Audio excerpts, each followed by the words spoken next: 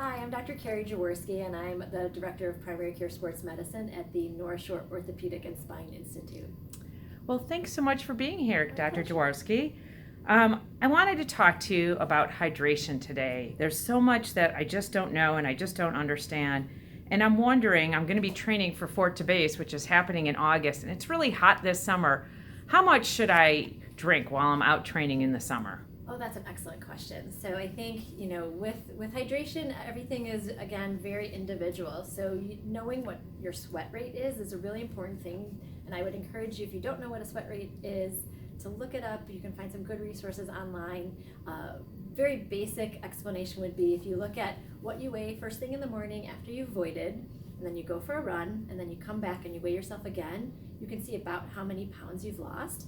And that's a very rough estimate of your sweat rate, and based on that you would need to replenish that fluid that you lost during your run. So for instance, if you lost a pound, we would say, in ounces you should replace about a half a liter per pound lost. So that's kind of a good rule of thumb. And so once you've experimented with that a little bit, you can kind of get an estimate of how much you should be drinking to replace those losses that you have during your run.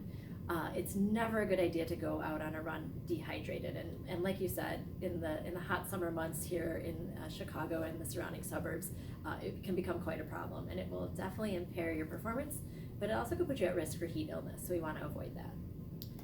And I hate carrying a water bottle with me. It's just so cumbersome. Yeah. So is it okay if I just, drink a lot before I start and drink a lot after and not in the middle?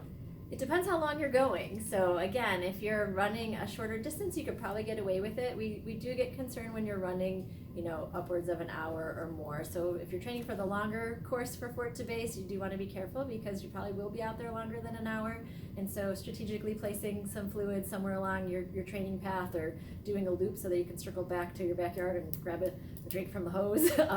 I would make sure you plan for that accordingly, because you don't want to be halfway out on a training run and then just feel miserable because you've all of a sudden become dehydrated. So really important to pay attention to that.